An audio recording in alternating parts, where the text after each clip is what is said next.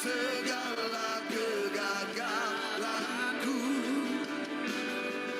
di titik akhir pengharapanku, Kau datang pulihkanku.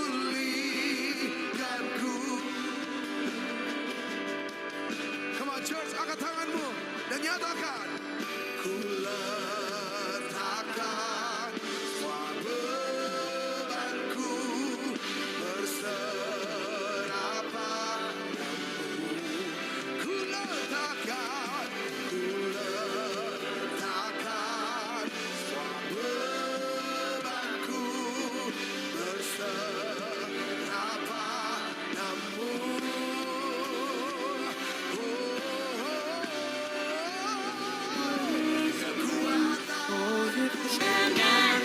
Hanya dalam-Mu, Yesus perlindunganku, penolong yang setia, selalu ada bersamaku. Pengharapanku hanya dalam-Mu, Yesus kemenanganku. Nama-Mu berkuasa di hidupku. Satu nama yang berkuasa. Dalam nama Yesus, ku dipulihkan. Dalam nama Yesus, ku disembuhkan.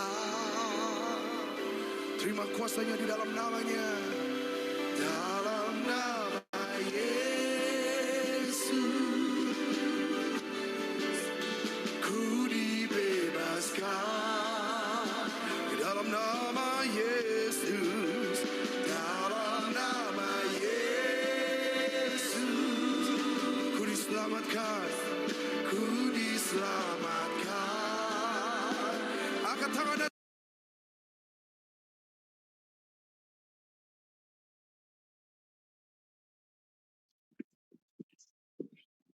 Baik, shalom teman-teman. Selamat malam untuk kita semua. Shalom Bang. Shalom Bang, shalom. Oke, baik. Kita akan memulaikan ibadat kita pada malam hari ini, teman-teman. Saya mau sapa-sapa dulu nih, teman-teman. Yang pertama tuh saya mau sapa Kak Samgar dulu. Salam Kak Samgar. Shalom. Mohon maaf saya di laptop, saya lagi sambil masukin mobil ke garasi. Oke, baik Kak. Apa kabar dalam minggu ini Kak? Puji Tuhan, dalam seminggu ini baik, sehat-sehat. Gimana Kak Ruben kabarnya seminggu ini? Kebetulan baik juga Kak Samgar. Apakah ada pergumulan dalam minggu ini Kak? Atau kedepannya? Pergumulannya ya yang penting bisa cepat selesaikan kuliah tepat waktu, terus di PP lancar-lancar Bang, itu aja sih Bang. Oke, baik. Siap-siap. Oke, makasih ya Kak Samgar. Siap. Nanti sebentar di dalam doa ya Kak ya.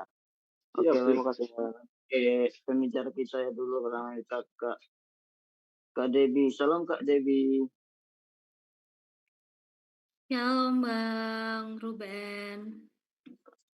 Bagaimana kabarnya Kak? Luar biasa, puji Tuhan sehat. Aman semuanya Bang.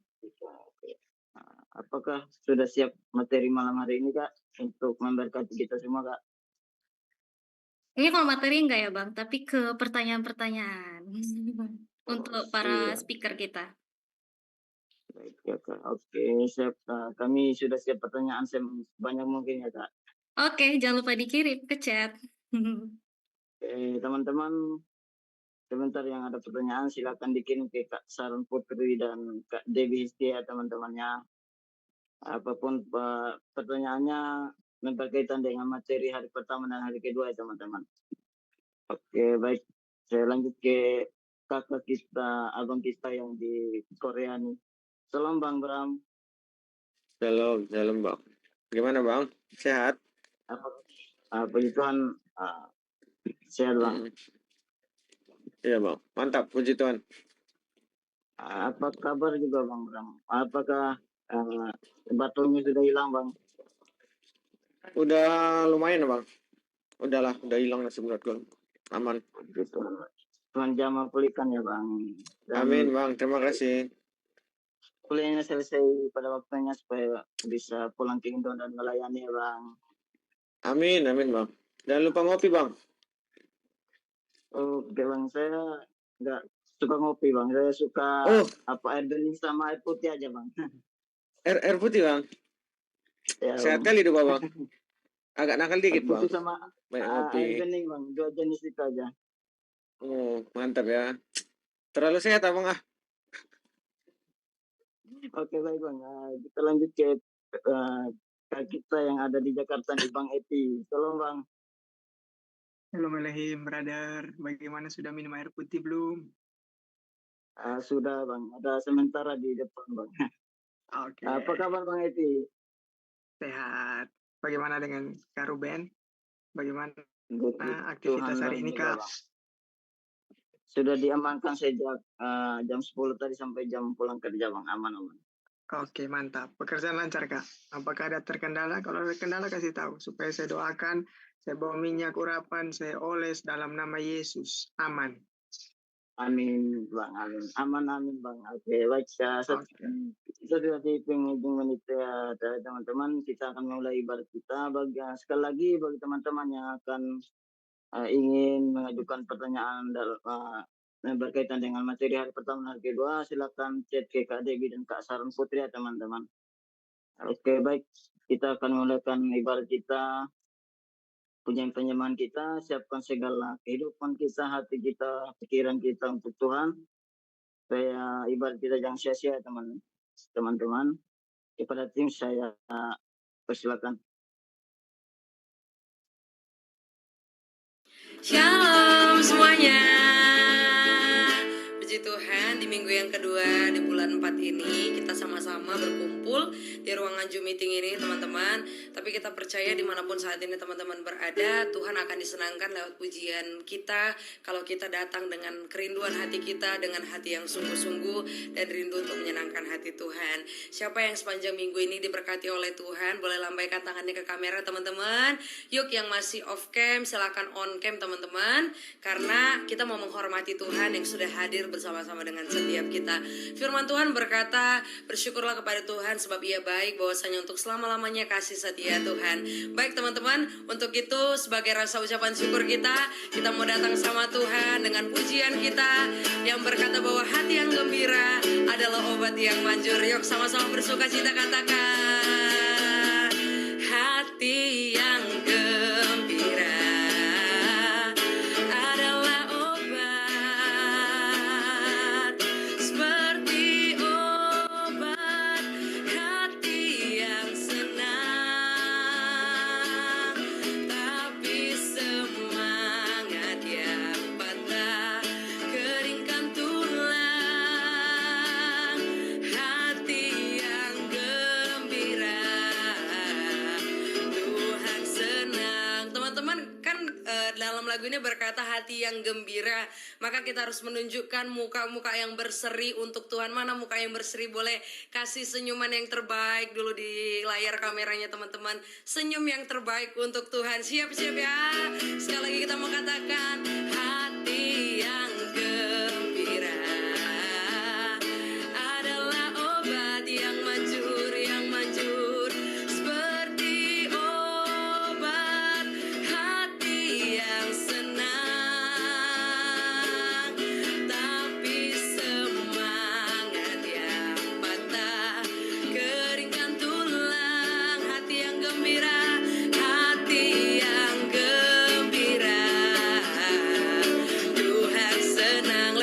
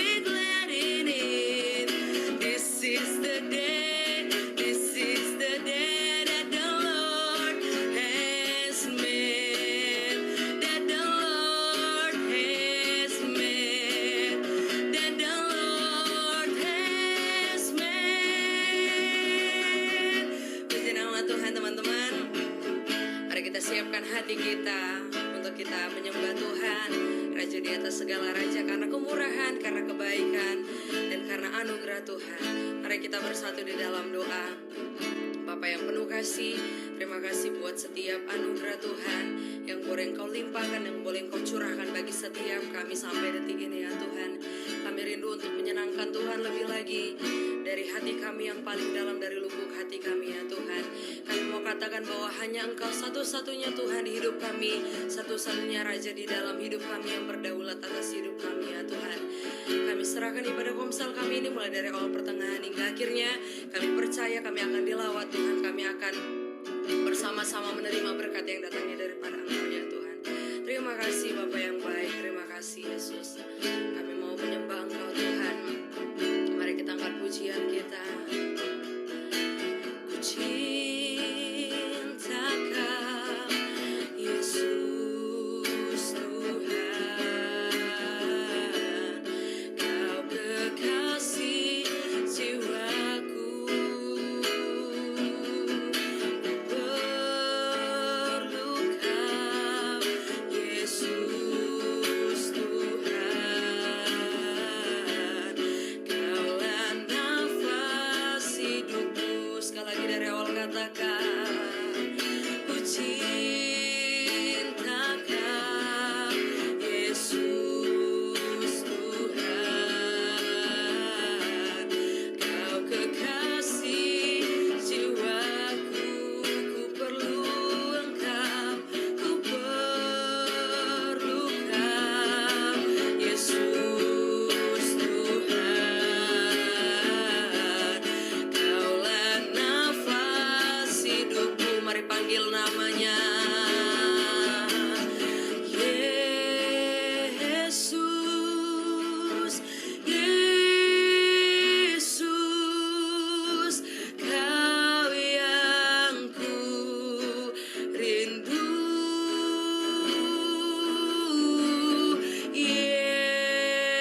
Yesus,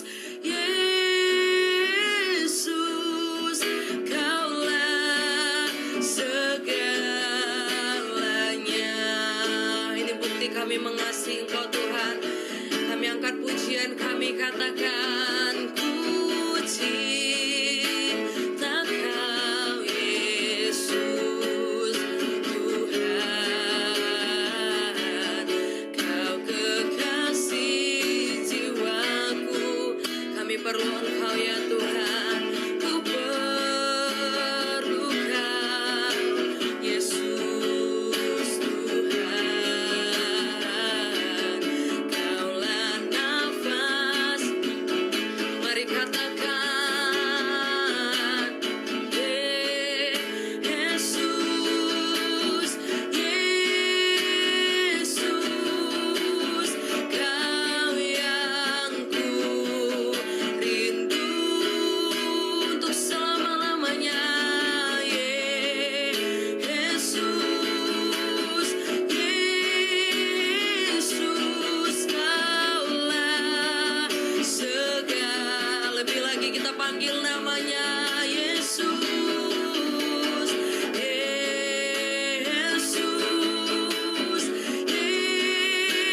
Yesus, Kau yang ku rindu. Oh, Yesus, Yesus, Kaulah segala. Sekali lagi mari angkat suaramu, katakan Yesus, Yesus, Yesus, Kau yang ku rindu.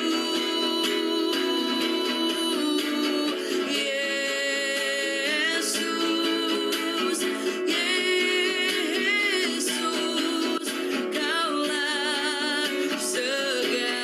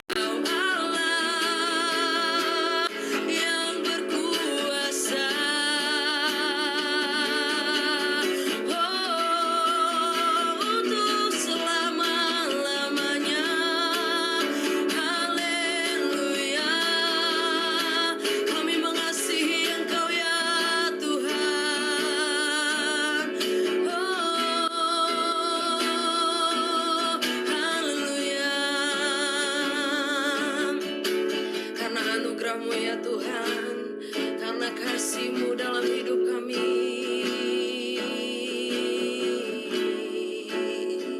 Oh, terima kasih ya Tuhan. Haleluya. Kau Bapa yang baik. We worship you.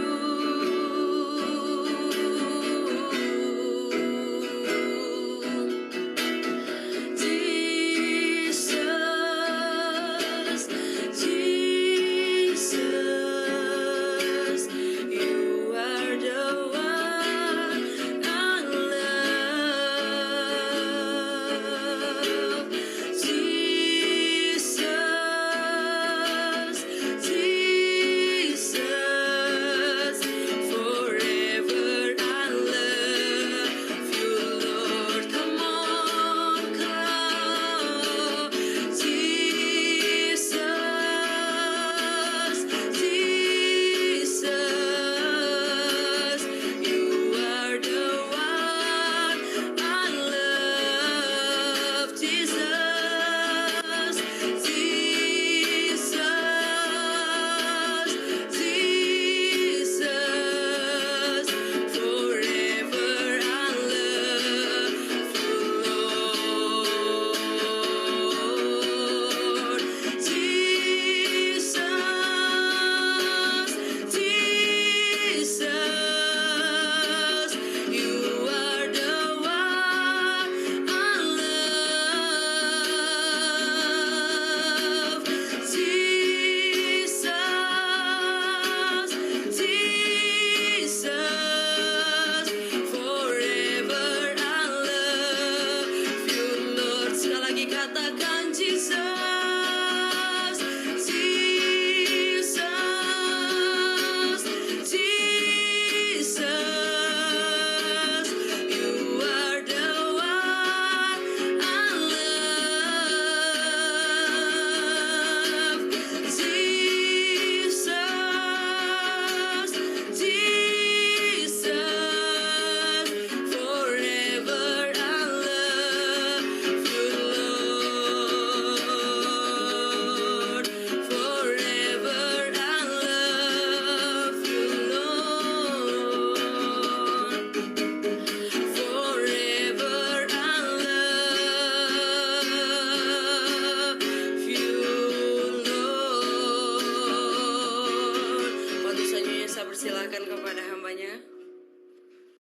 Mari kita bersatu dalam doa.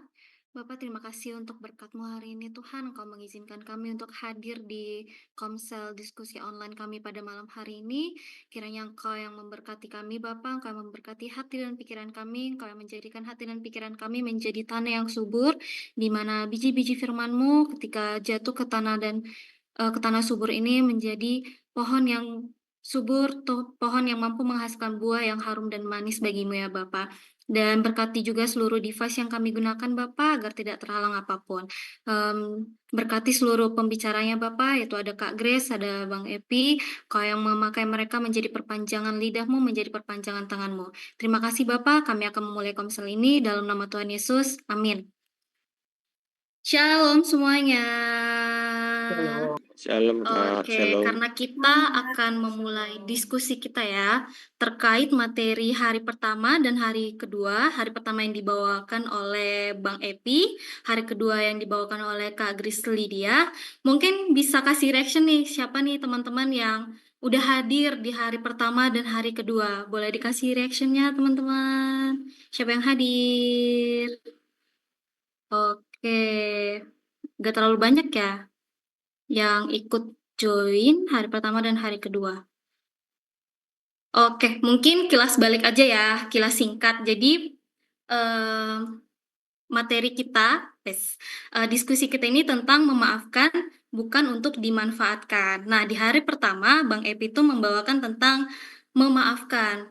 Memaafkan itu atau mengampuni itu gimana sih maksudnya di kekristenan kita?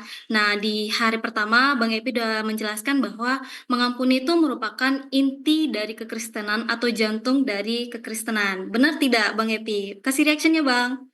Oke. Nah, gimana kita mengampuni itu? tidak hanya sekedar mengampuni, tapi kita melihat kedaulatan Tuhan ketika kita mengampuni dan bagaimana kita mengampuni itu dengan kasih. Lalu di hari kedua kita ada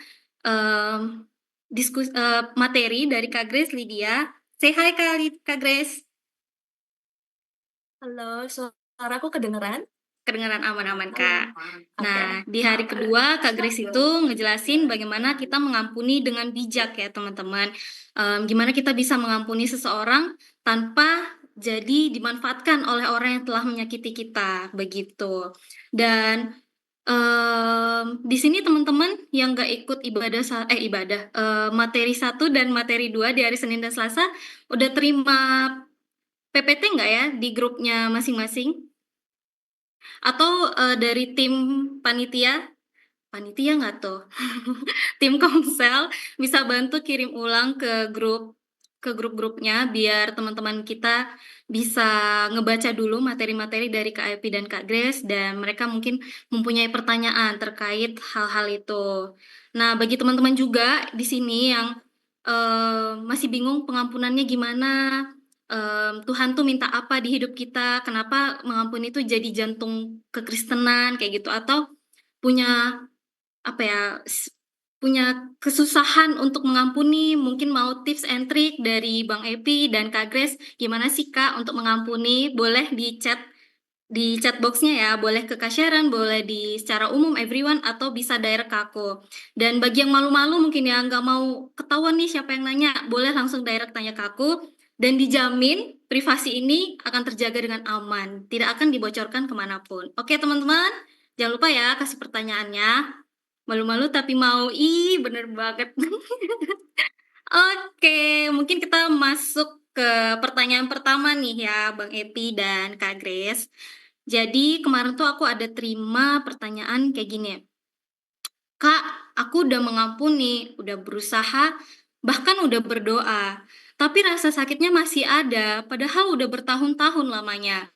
Masih nangis setiap mengingat kejadian tersebut. Menurut pembicara, apakah saya masih salah ketika mengingat rasa sakit tersebut? Mungkin dari sisi Alkitabnya, Bang Epi, psikolognya dari Kak Grace ya. Dari Kak Epi dulu. Oh, haleluya.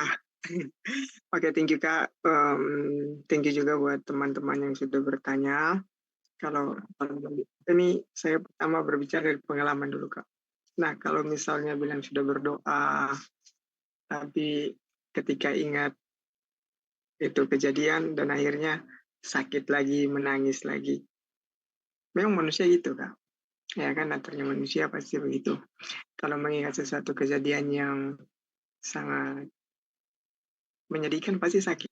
Pasti dia lemah. Tapi yang menariknya, teman-teman, kita itu punya roh. Kita itu ketika Yesus sebelum mati, dia janjikan apa? Berikan kepada saya dan teman-teman penolong, Roh Kudus. Nah, Roh Kudus itu yang memampukan kita untuk bisa ketika mengampuni itu pure bukan untuk mengingat kesalahan yang dia buat, tapi ketika kita mengampuni, kita mengingat segala kebaikan yang sudah pernah dilalui bersama orang itu. Gitu. Contohnya saya dengan waktu hari Senin saya bilang, saya dengan kakak kandung, anak pertama, Jeffrey anak kedua. Gitu teman-teman, anak pertama mau membunuh anak kedua. Gitu kan. Nah, tapi yang menariknya memang luka, sakit, dan sebagainya, teman-teman. Tapi ya itu dia, kembali lagi. Karena Roh Kudus yang memampukan saya, memaafkan kakak saya. Seiring waktunya berjalan, memang banyak kebaikan yang dia buat. Tapi tiap kali dia buat, saya di hati, apaan sih ini sogok atau apa, dan lain sebagainya. Tapi ketika saya ikut itu kegiatan doa puasa, dan akhirnya saya disuruh mengampuni, saya belajar, teman-teman. Walaupun pertama meminta maaf kepada dia hanya dengan tulis surat gitu, akhirnya baru setelah itu kita bicara empat mata dan puji Tuhannya kita bisa berdamai. Jadi gitu teman-teman, konsep pengampunan kalau menurut saya pribadi bukan mengingat kesalahan yang dia buat, tetapi mengingat segala kebaikan yang dia buat supaya semakin tulus mengampuni, semakin sungguh-sungguh mengasihi dia. Thank you. Oke, thank you jawabannya Bang Epi dari Kak Grace. Aku jawaban Kak Epi hampir sama.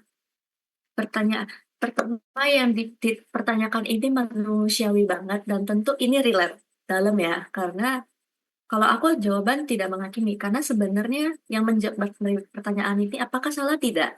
Karena mengampuni itu nggak selalu tentang melupakan. Kalau ada orang bisa melupakan ya puji Tuhan. Tapi luka itu memang nggak akan bisa selalu lupa. Luka aja, misalnya kita kulit pernah luka korengan atau luka gores atau luka apapun mempunyai bekas, luka fisik ya. Nah, sudah sembuh tapi bekasnya kadang masih ada, masih perih atau bengkak. Itu wajar teman-teman. Karena memang proses penyembuhan itu seperti itu. Kalau ada bekas, oh bekas hitam-hitam itu wajar. Itu luka. Berarti memang untuk, oh nggak bisa untuk tempat atau oh dikenang, aku pernah terluka gitu. Apakah Yesus pernah terluka? Pernah. Apakah Yesus ketika mengingat luka itu menangis? Ya nggak apa-apa. Kalau orang itu menangis, sedih, itu emosi kamu valid. Jadi nggak apa-apa kalau lagi nangis sedih aja. Dan aku juga ingin bilang, kalau kamu menangis, itu bukan kamu gagal mengampuni atau gagal move on ya. Apalagi gagal, apa ya, kamu gagal bangkit, enggak. Tanda kalau kita menangis, artinya kita masih punya emosi.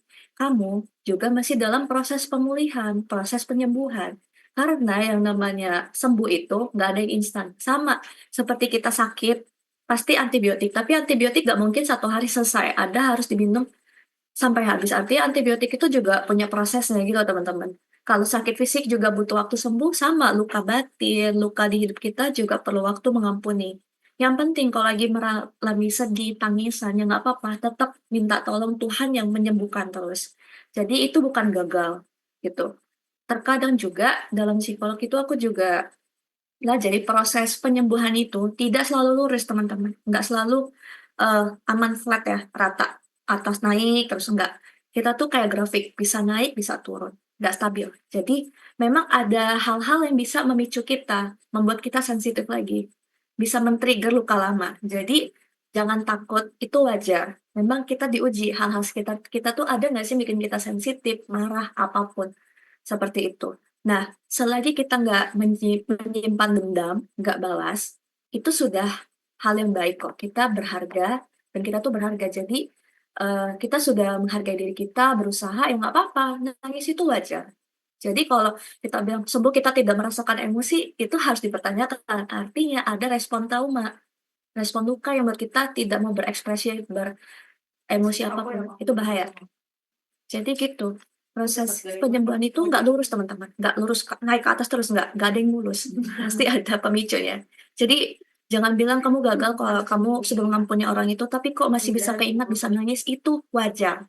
Penyembuhan itu perlu waktu. Psikolog aja juga butuh waktu. Orang konsul ke dokter perlu waktu, ada kontrolnya. Nah, itu supaya dilihat apa sih rekam jejaknya dalam kontrol minggu pertama, minggu ketiga. Sama setiap orang habis opname pasti kan ada surat kontrol untuk dipantau bagaimana follow up seperti itu. Makanya kan sebenarnya kalau ada bimbingan itu ada follow up supaya dilihat prosesnya sebagaimana. Nah, itu teman-teman, penyembuhan itu seperti itu. Dan Tuhan itu tidak bilang kita untuk cepat sembuh, akselerasi enggak. Tapi Tuhan akan nonton kita tuh biar pulih dengan kasihnya. Dan pelan-pelan kita bisa lebih berdamai dengan banyak hal. Sekalipun menangis ya nggak apa-apa, serahkan air mata itu sama Tuhan gitu. Jadi jangan takut kalau kamu merasa pengampunan, tapi kok saya masih bisa nangis ya, nggak apa-apa, itu prosesnya. Jadi gitu, gitu sih Kak. Kalau dari secara psikologi, aku memperpadukan di Kristenan. Yang dibilang Kak Epi nggak apa-apa, gitu. Kalau kamu mantan sih Kak Epi. Oke, Jadi, berarti nama ini saya Kak. Gitu. Aduh, ini untuk semuanya Kak Epi, nggak cuma untuk Kak mantan. Gitu. Jadi kekristenan kita bisa mengasihi itu baik gitu. Jadi Kak, kalau mengampuni atau mengasihi dengan kapasitas yang ada itu nggak apa-apa gitu. Nanti pasti ada pertanyaan lebih menarik soal ini. Nanti lanjut dulu Kak. Ini pemanasan. Udah menarik nih pertanyaan nomor 1 ya. Gitu. Oke, berarti kesimpulannya ketika kamu masih mengingat gak apa-apa, itu adalah prosesnya ya Kak. Tidak proses penyembuhannya itu nggak ada patokannya harus seminggu, harus berapa hari, udah harus sembuh, nggak ada. Tapi bertahun-tahun pun nggak apa-apa. Yang penting kita memang ada hati, ada niat untuk memaafkan. Dan yang seperti Kak Epi bilang kayak Ingat aja kebaikan-kebaikan baik yang kita lalui bersama, hal-hal baik, ingat bahwa kita juga mengasihi dia, minta pengampunan dari Tuhan, dan lepaskan pengampunan bagi dia. Oke, pertanyaan selanjutnya nih, Kak. Apakah ketika kita menetapkan batas setelah mengampuni berarti kita sepenuhnya belum sembuh? Gimana nih? Mungkin dari Kak Grace duluan? Ya, aku bakal sedikit bantu psikologi, tapi bukan nanti kita lupakan lagi. Tapi teman-teman, ini agak menarik ya, gitu. Jadi buat aku, apakah ketika kita menetapkan batas setelah mengampuni berarti kita sepenuhnya belum sembuh? Jawabannya adalah tidak. Ingat, aku harus merimain. Aku yakin di sini ada yang belum ikutin sepenuhnya dari hari pertama sampai kedua. Di sini aku harus menjelaskan, boundaries adalah kita membuat perisai, perlindungan, bukan mengampuninya yang dibatasin. Ingat teman-teman, di Alkitab tetap diajarin kita ampuni semua di sekitar kita, siapapun tanpa dibatasin. Tapi kita perlu buat batasan itu seperti kita membuat pagar di depan rumah, ya arti kita butuh pelindung. Diingat baik-baik ya teman-teman. Aku tidak pernah membahas pengampunan yang dibatasi, tapi membuat perlindungan untuk diri kita sendiri.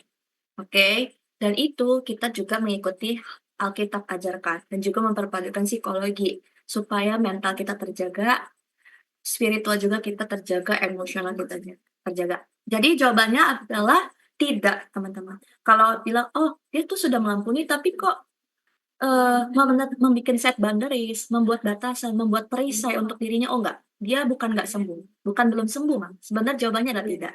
Membuat batasan bukan tanda kamu belum sembuh. Misalnya Kak Debbie buat batasan buat temennya yang dulu pernah menyakiti Kak Debbie. Ini aku contoh ya, aku nggak akan menyinggung yang enggak, ini hanya contoh.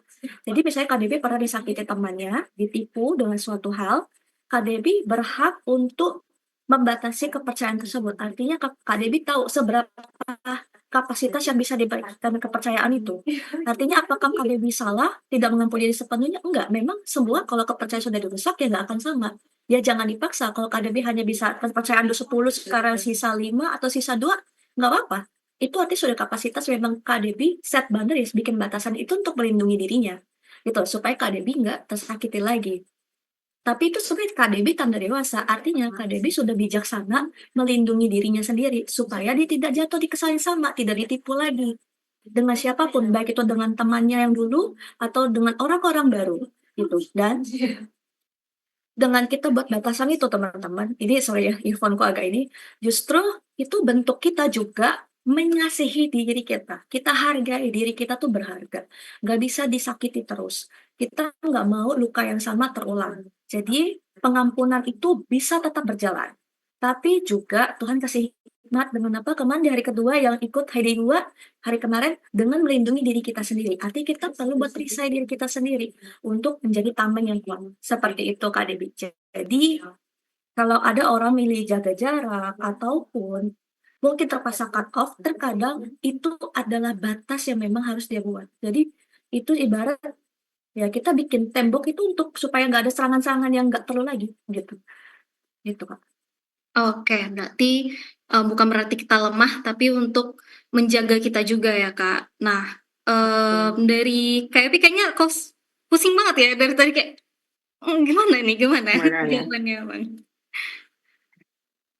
Hanya bisa tertawa teman-teman. Nah, sebenarnya saya kontra, tapi ya sudahlah saya mengalah kalau ini.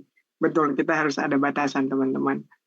Kenapa saya bilang saya kontra? Karena saya dengan kakak, kan saya bilang kembali, saya pakai cash, saya dengan kakak kandung. Saya nggak pakai batasan dengan dia. Gitu teman-teman. Saya yang kuliah, dia yang saya yang kuliah dan belum ada istri anak, tapi bukannya mau hitung-hitung. Tapi kalau misalnya dibilang dia lagi butuh uang, saya bantu dia. Gitu. Tentunya anak-anaknya bilang mau inilah itu, saya kalau ada saya bantu. Gitu, teman-teman. Nah itu tanda saya tidak buat batasan untuk kakak kandung. Mungkin begini teman-teman, yang saya pahami mungkin batasan begini. Dalam hal lingkungan yang toksik, ya sudahlah saya perlu batasan gitu. Oke lah saya memaafkan, ya kan, tanpa saya harus jadi generasi apa lagi namanya, yang untuk pergi ke sana kemari untuk menceritakan, enggak gitu teman-teman. Jadi kembali lagi kita lihat case. Betul, saya setuju. Thank you ya Kak, Tuhan berkati.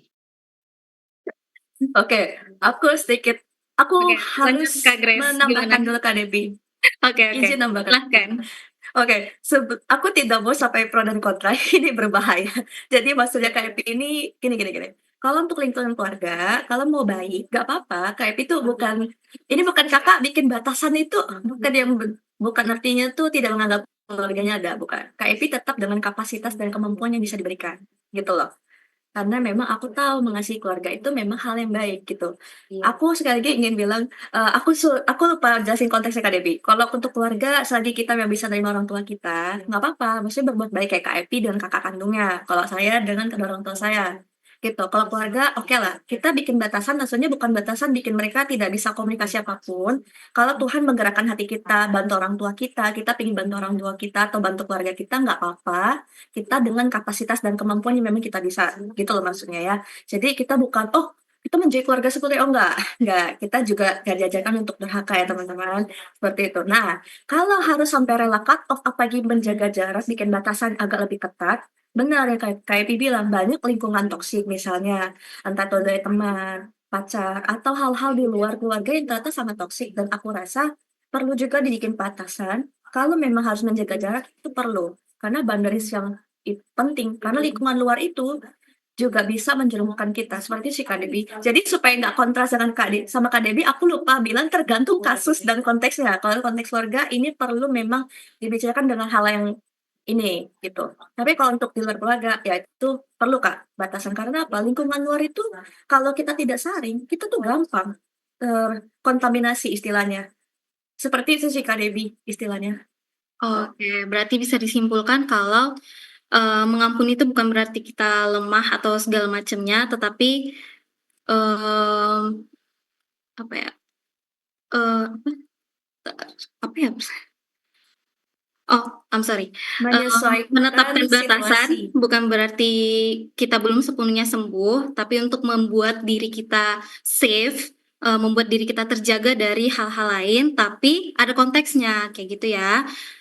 Mungkin kalau ke keluarga cinta kasih kita besar banget kayak gitu ya. Mau kita dilukai sebanyak apapun, mungkin kita akan sakit hati dan susah melepaskan pengampunan, tapi di sisi lain karena kasih dan cinta kita begitu besar, kita tidak bisa untuk melakukan melakukan batasan untuk ngejaga diri kita. Tapi kalau misalnya memang lingkungan pertemanan, lingkungan kantor yang begitu toksik, mungkin kita bisa bijak ya untuk melakukan pembatasan. Dan betul kata Kak Grace, memang aku juga pernah dilukai ya sama orang-orang yang di kantorku, dan memang tindakan yang kulakukan itu membatasi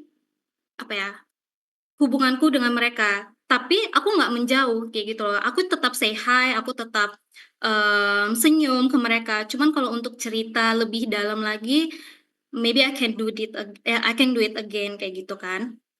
Oke, thank you Kak Epi dan Kak Grace. Walau ada sedikit kontra, akhirnya lurus kembali ya perkontraan ini. Oke, pertanyaan selanjutnya ada.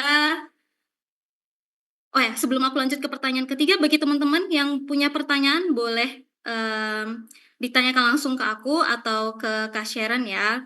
Feel free untuk memberikan pertanyaan.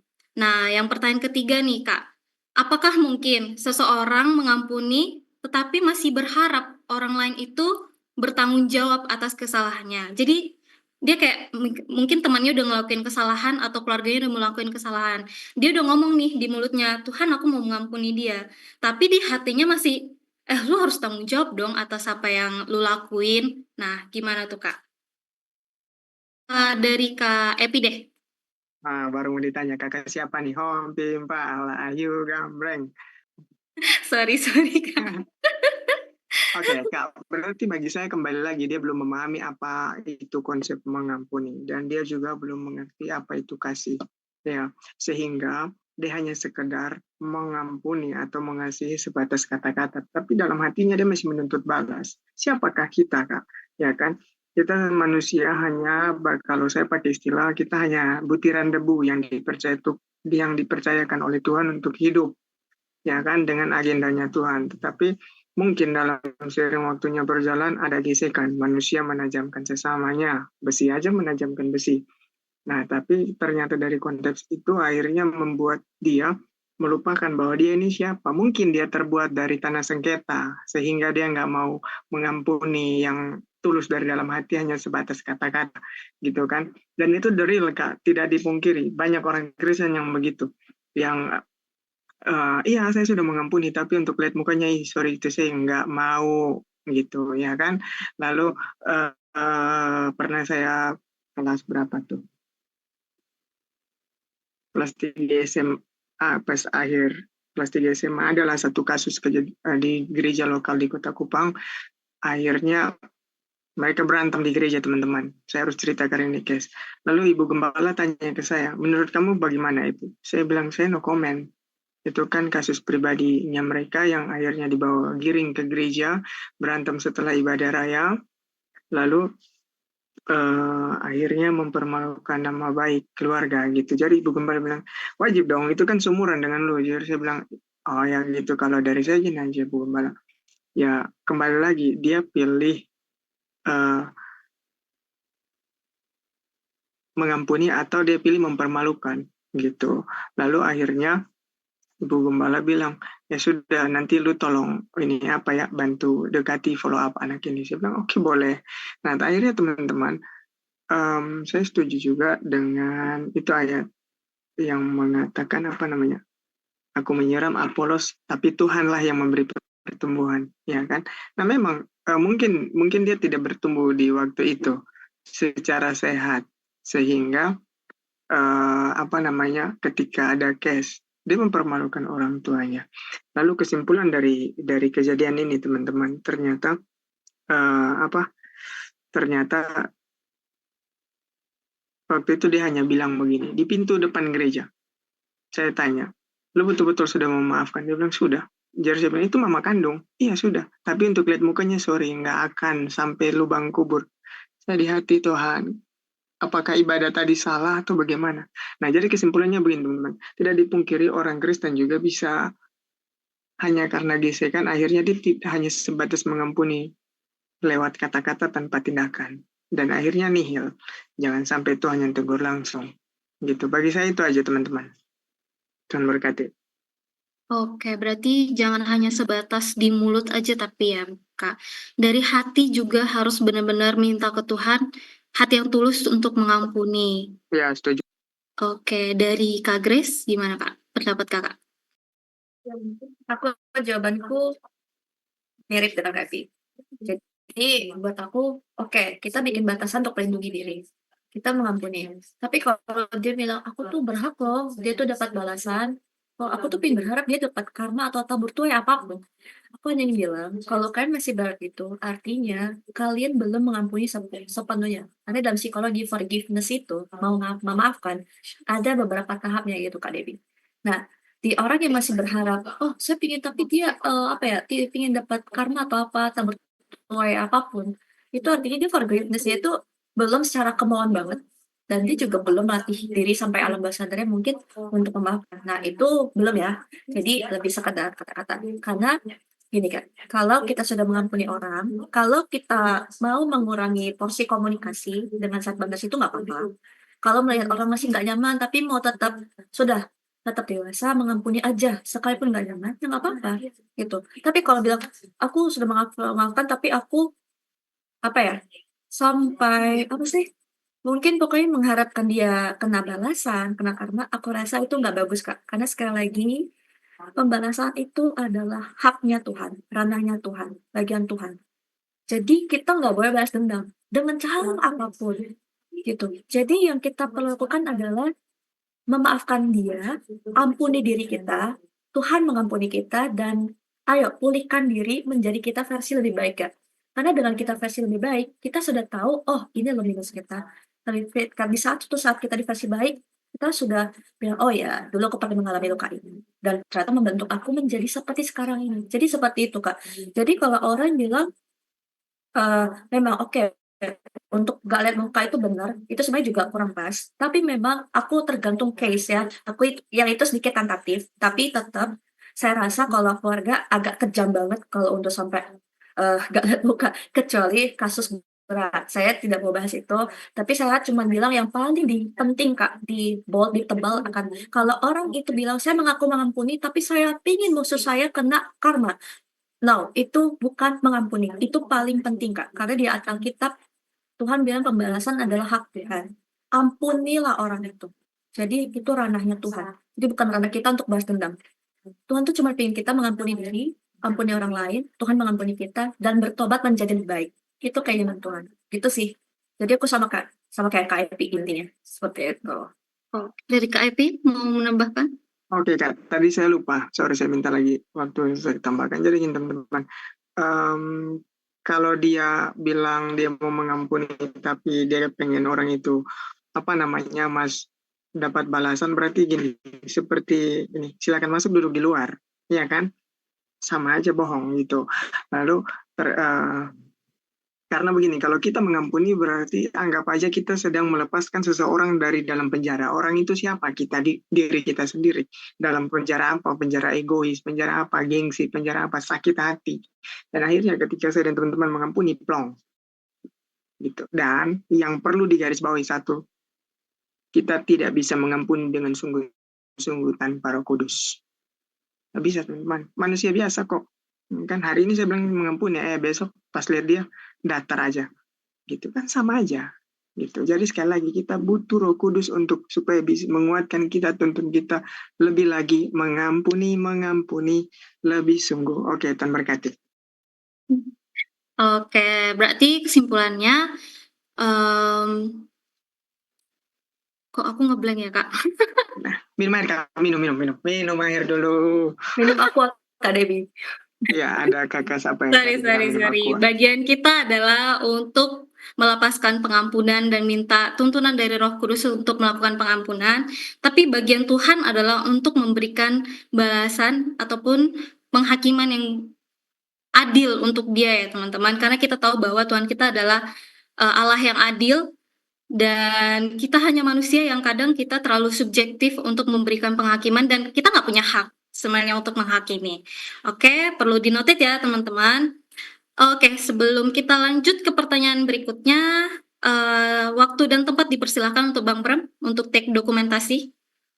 Oke, yuk semua on cam dulu teman-teman. Kita mau foto. Kak Beatrix, Kak Ellen, Bang Mario, Mbak Angel, Kak Sharon, Kak Aba, Bang Daniel, Kak Angel, Kak Natalia, Kak Grace, Bang Martin, Kak Jessica, Kak Nadia, oke Bang Boris, Meja, oke semua senyum ya. 1, 2. Oke, tunggu ya, Bang Boris lagi on cam. Oke, 1, 2, 3. Oke, sekali lagi yuk. Kasih reaction teman-teman. Boleh pakai reaction ya. 1, 2, 3. Oke, sip. Saya kembalikan ke Kak Dewi. Oke, thank you Bang Bram. Oke, sebelum lanjut deh ke pertanyaan berikutnya, aku mau nanya-nanya dulu nih ke para audiens kayak gitu ya. Siapa ya kira-kira? Bang Yoke, hai Bang Yoke, ada di tempat kah? Bang Yoke, bukan Bang Epi. Halo, hai. Hai Bang Yoke. Nah, aku mau nanya nih Bang, biar kita agak rileks gitu ya, nggak monoton speaker kita yang menjawab pertanyaan. Aku mau ngasih pertanyaan juga nih ke Bang Yoke. Bang Yoke pernah nggak ngalamin yang namanya susah untuk mengampuni seseorang? Pernah nggak Bang? Dan caranya Abang bisa tulus mengampuni itu gimana Bang? Mengampuni Karen. Bisa mengampuni Karen. Disakiti tadi ya, pernah disakiti, terus apa sih tadi? Dan gimana Abang bisa benar-benar tulus mengampuninya Bang? Oke, kalau pernah disakiti ya jelas pernah lah, dan ya itu lumayan lumayan sakit sih, karena dituduh sih posisinya, karena waktu itu dituduh, jadi dituduhnya sama abang sendiri sampai kita ribut lah gitu, ributnya sampai main fisik gitu. Itu permasalahannya permasalahan uang lah pokoknya waktu itu, dan nominalnya ya lumayan besar lah. Saya dituduh ngambil, bukan ngambil sih, ya kayak ngambil lah, semacam kayak ngambil, tapi bukan ngambil mencuri uang dia di rumah gitu, bukan. Karena kan kita kan, jadi kita kan ada punya kontrakan gitu. Nah saya dituduh ngambil uang kontrakan terus makan sendiri gitu, kayak gitu-gitu. Terus akhirnya kita ribut, berantem lah, berantem sampai pukul-pukulan gitu. Ya rasanya sakit sih, sampai kalau pada saat itu ya, pada saat itu kalau ingat itu gitu, terus kita waktu itu saya sempat ceritain sama orang, sama teman juga gitu. Waktu itu pada saat itu udah pelayanan waktu itu, cuman masih baru pelayanan waktu itu, belum ada setahun lah pelayanan. Terus ketika kita ceritain sama teman, yang tadinya kita biasa aja gitu, maksudnya yang tadinya kita happy aja, ketika kita ceritain itu kita nangis gitu. Jadi nangis sendiri gitu, saking apa sedihnya gitu, sakitnya gitu.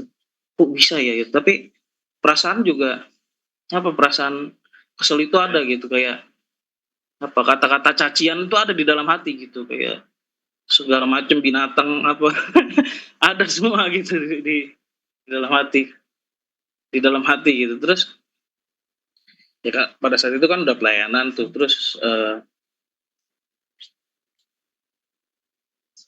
terus nggak jelas. Terus ya betul, waktu itu susahnya itu waktu itu, bukan susahnya, maksudnya caranya itu adalah, mengampuninya itu adalah waktu itu kan lagi waktu itu posisi waktu itu lagi ada penginjilan lah ke salah satu desa di Mojogedang gitu. Terus waktu lagi penginjilan ke situ, nggak tahu kayak Tuhan tuh kayak pada saat itu ya, tapi ya cara mengampuninya tuh Tuhan itu kayak ingatkan gitu, kalau saya tuh harus fokus dengan apa tujuan saya ada di sini gitu. Jangan sampai hal itu mempengaruhi saya, jadi saya nggak fokus di dalam program penginjilan itu pada saat itu gitu. Ya pada saat itu walaupun ya sakit gitu, tetap ada pertanyaan-pertanyaan yang keluar, kenapa gua harus mengampuni gitu, kenapa gua harus ngelupain itu, kenapa gua harus anggap itu biasa aja gitu, kenapa gua nggak boleh mukulin dia balik lagi gitu, maksudnya pukulin aja kalau perlu sampai mati gitu. Pada saat itu mikirnya gitu. Karena pada saat itu kesel banget, gimana sih kita nggak ini apa-apa, tiba-tiba dibilang gitu kan, terus dia duluan yang jual gitu, maksudnya dia duluan yang jual tuh, dia duluan yang main tangan gitu. Ya kan kita diem aja gitu kan, kalau kita diem aja kan kita yang mati gitu, ibaratnya kan gitu kan. Jadi saya juga ngelawan, tapi saya ngelawan untuk melindungi diri sendiri pada saat itu. Tapi tetap rasa kesel itu masih ada, tapi jadi diem-dieman. Tapi akhirnya seiring berjalannya waktu, ketika saya penginjilan itu, disitulah mulai itu, walaupun sakit gitu, sampai nangis sendiri gitu pada saat itu, karena harus ya harus ngelupain itu, harus fokus supaya hal gitu sih pada saat itu ya. Caranya karena Tuhan sendiri yang seperti mengingatkan gitu sih. Oh, berarti di komunitas juga ya Bang, ada kayak ngenasehatin gitu-gitu? Enggak ada. Oh enggak ada, emang Kita kayak direct Tuhan ke Abang ya? Iya, waktu lagi ada di salah satu panti gitu, namanya Panti Pintu Keselamatan. Di situ tuh mulai bukan ini sih, kayak ada omongan entah dari pengkhotbah, dari ibu gembala, terus dari wakil gembala, kayak mereka tuh selalu ingetin harus fokus gitu. Mungkin mereka melihat saya nggak fokus mungkin gitu. Karena kejadiannya pokoknya kejadiannya itu jeda waktunya itu sebentar gitu. Jadi ini kejadian ribut, habis dari situ penginjilan gitu. Berarti Tuhan kasih langsung sadarkan Abang gitu ya, kamu harus fokus ke penginjilan. Iya, fokus itu gitu. Berarti sekarang udah tulus mengampuni ya Bang ya? Udah sih, udah nggak ini lagi. Puji Tuhan. Oke, thank you kesaksiannya Bang Yoke. Luar biasa sekali ya teman-teman. Ini bisa banget nih kita tiru dan kita contoh kesaksian dari Bang Yoke terkait pengampunan itu ya. Udah mau ditonjok nih temannya, tapi dia masih mau memiliki hati yang mau mengampuni. Oke, thank you Bang Yoke. Yuk, sama-sama. Kita lanjut ke pertanyaan selanjutnya ya, para speaker kita. Nah, pertanyaannya itu ini, Kakak dan Abang. Kak, saya paham kalau inner circle kita yang sering banget memberikan luka di hati, terutama keluarga. Sampai saat ini, saya selalu minta ke Tuhan untuk memberikan hati yang benar-benar mau mengampuni papa saya. Tapi papa saya tidak berubah dan memberikan luka di hati saya. Saya sudah hampir menyerah. Saya tidak tahu bagaimana lagi memaafkan papa saya. Bagaimana saya bisa memberikan konsekuensi ke papa saya agar dia sadar bahwa apa yang dia lakukan itu sangat menyakiti hati saya. Waduh, ini dengan keluarga ya, Kak Grace dan Bang Epi. Apalagi terkait papa nih. Mungkin masukan dari Kak Grace Kak Grace dulu deh dulu. dari sisi psikolog. Aku tidak tahu yang bertanya ini apakah cewek atau cowok. Tidak bisa dipungkiri, figur ayah itu sangat penting. Kepala keluarga berperan sangat besar di keluarga. Ya, untuk pertanyaan tadi, ayahnya terus-menerus mengulangi kesalahan yang sama sampai dia merasa lelah, tapi kita juga harus mengampuni, bingung konsekuensi apa. Ya, buat kan yang laki-laki, kalian yang sudah punya pacar atau pasangan, tolong ingat kalian suatu saat selain jadi suami, kan akan jadi ayah. Jangan cuma jadi suami yang baik, tapi jadi ayah yang baik untuk anak kalian. Oke? Ingat gitu ya. Karena dengan kalian menjadi ayah yang baik, anak kalian akan bisa kuat menghadapi banyak hal. Karena belajar dari ayahnya yang memimpin keluarganya dengan baik. Seperti itu. Nah, soal pengampunan sekali lagi, saya belum tahu kesalahan ayahnya seberat apa kasusnya dan separah apa keparahan kasusnya tersebut, gitu ya. Gitu. Kalau dia sudah lelah sampai hampir mau menyerah, mungkin agak berat ya. Aku belum bisa bilang ini berat banget atau apa, karena saya tidak tahu Kak kasusnya, konteksnya. Jadi buat aku, kamu yang masih punya hati untuk mengampuni ayahmu, aku bangga sama kamu. Karena apa? Di sini untuk konsekuensi, udah nggak usah dari kamu yang beri konsekuensi, oke? Konsekuensi dari kita mungkin gini, kita tetap dengan kasih, paling hanya mengingatkan orang tua kita tanpa menyakiti perasaannya, itu aja. Misalnya memang kita menegur, ya sudah kita tegur dan tidak perlu menyakiti, gitu aja. Nggak usah ngata-ngatain, nggak usah. Hanya bisa mendoakan aja. Kalau papa kamu nggak berubah, sudah di luar ranah kita. Biarkan Tuhan saja yang bekerja. Serahkan saja papa kamu dalam Tuhan. Itu. Jadi sudah waktunya kamu pulihkan hati kamu, ampuni saja papa kamu. Ketika kamu mengampuni papa kamu, kamu juga ingat kamu tuh pernah kok mengampuni dirimu juga. Dan Tuhan mengampuni kamu dan papamu. Jadi itu. Jadi kamu alasan kenapa yang benar-benar lebih tulus, kenapa aku mengampuni papaku, aku ingat Tuhan saja mengampuni aku. Tuhan juga ingin aku mengampuni papaku. Itu yang paling tulus lah kalau aku jadi kamu. Nggak apa-apa, aku tahu kalau butuh waktu. Tapi butuh waktu ya sudah, dari hati kamu sekarang. Buat aku gitu, konsekuensi kamu gak usah konsekuensi yang berat kayak menjauh. Aku tahu nggak mudah untuk menjauh dari keluarga toh. Nggak segampang itu. Apalagi misalnya kalau di situ nggak ada keluarga terdekat kamu yang membantu kamu, ya sudah. Kamu bisa aja tetap stay di rumah, tapi mungkin kamu bicara seperlunya dengan papamu dulu, nggak apa-apa. Habis ngobrol sama papa, kamu langsung pamit ke kamar, nggak mau bicara topik-topik yang cuma menjadi menyakiti kamu, nggak apa-apa. Bikin batasan yang sehat itu bukan kamu meninggalkan total, bukan. Kamu mengerem. Kayak KDB di teman kantornya, apa yang dia perlu bicarakan dengan kapasitas KDB. Kamu juga. Jadi kamu tetap doakan papamu, maafkan papamu, seperti Tuhan mengampuni kamu. Lalu, untuk konsekuensi, ya sudah, biarkan urusan Tuhan. Itu. Konsekuensi dari kamu tuh cuman begini aja, aku mengampuni aja. Aku nggak mau balas dendam. Gitu. Oke? Konsekuensi dari kita adalah kita bikin batasan sehat aja kok. gitu. Bukan konsekuensi kita silent treatment, diemin papa kita, enggak. Oke, gitu. Jadi konsekuensinya serahkan dalam Tuhan aja. Soal papa mau berubah nggak berubah bukan lagi dari kamu.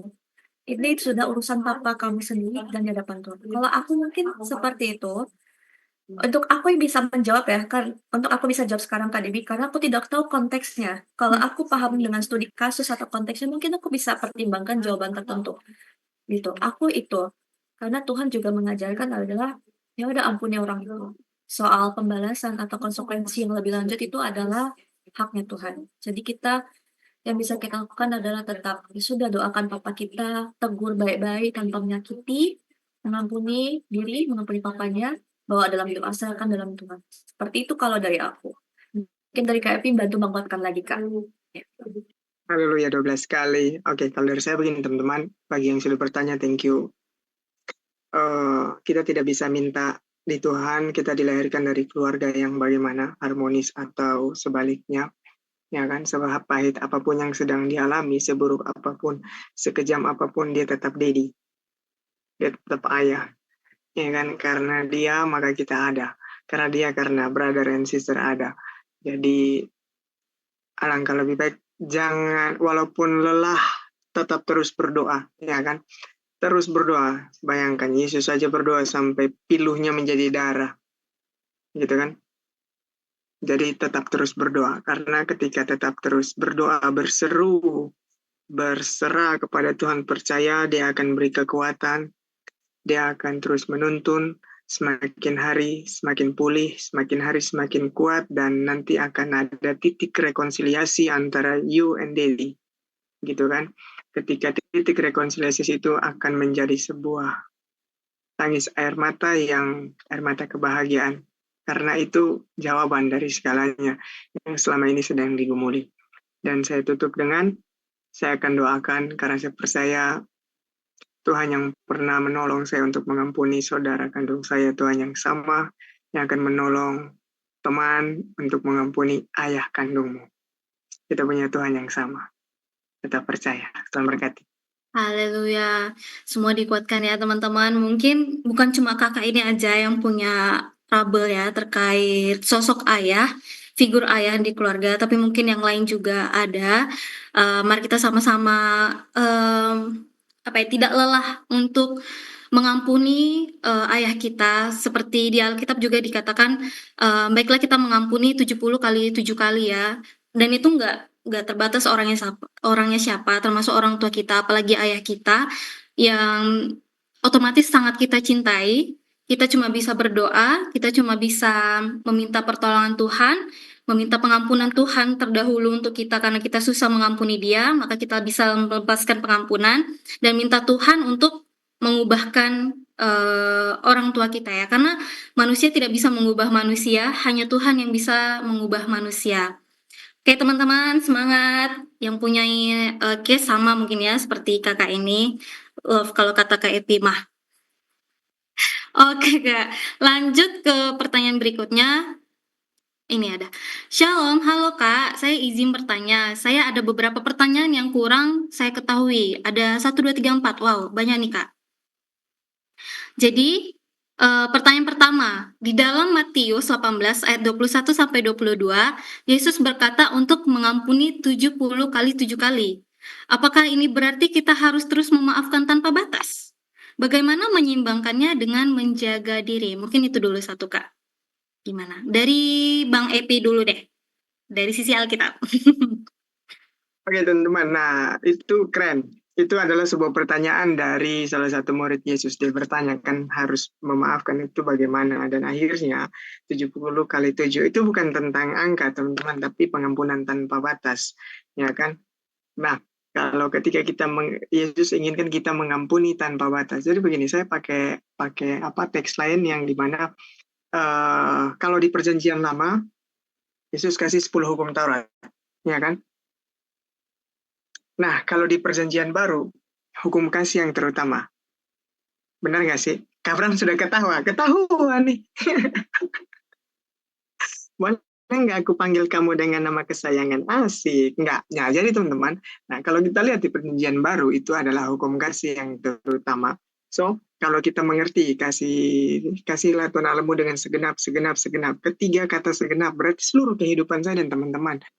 Ya kan? Nah, sehingga Yesus juga menginginkan kita mengampuni orang itu tanpa batas. Kalau kita mengasihi Tuhan dengan seluruh kehidupan kita, maka kita juga bisa mengampuni orang itu dengan segala keterbatasan kita. Gitu. Ya kan? Memang kita manusia terbatas, teman-teman. Dalam mengampuni juga sangat terbatas, tapi biarkan Tuhan dengan caranya yang tak terbatas itu yang akan mengambil alih kehidupan saya dan teman-teman, khususnya dalam mengampuni, supaya kita bisa mengampuni dia lebih lagi dan lebih lagi, ya kan? Bahkan kalau bisa, kalau misalnya sakit sesakit apapun, kalau misalnya teman-teman, saya juga punya case sakit dengan mantan ditinggal nikah. Kalau misalnya saya pulang dari Jakarta ke Kupang, dia bilang, ayo kita makan bakso, saya mau pergi makan bakso dengan dia, ya kan? Apa salah? Foto, lalu snack di Facebook. Dan teman-teman, saya waktu kelas 2 SMA pernah reuni mantan, hanya Epi yang pernah reuni mantan. Bayangkan. Dan akhirnya itu jadi candaan di tengah teman-teman yang lain.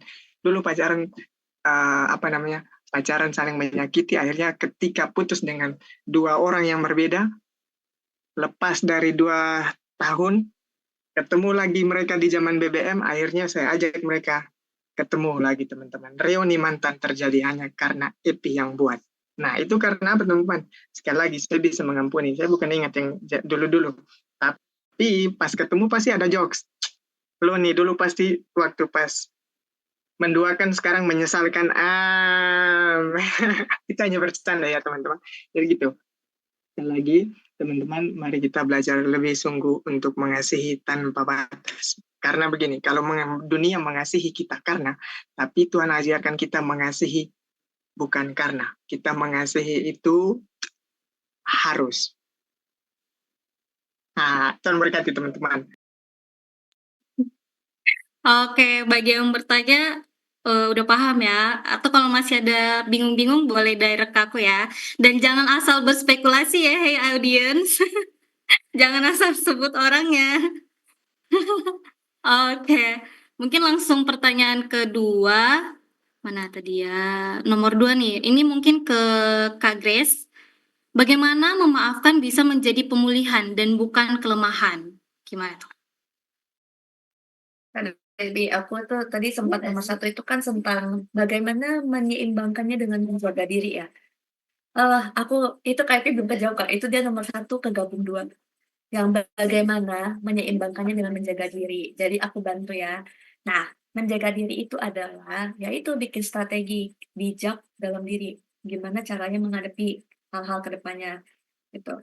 Ya, sebenarnya kayak menyeimbangkan dengan menjaga diri itu tadi ya itu sebenarnya kita bikin perisai untuk diri kita sendiri. Entah itu dengan self boundaries, disiplinin diri kita, bikin strategi, tentang kita ngatur porsinya dengan kapasitas kita, sih gitu ya. Gitu. Sebenarnya mengampuni tetap mengampuni itu tidak terbatas, bukan mengampuninya yang dibatasin, tapi kita menjaga dirinya, set boundaries-nya itu untuk melindungi diri.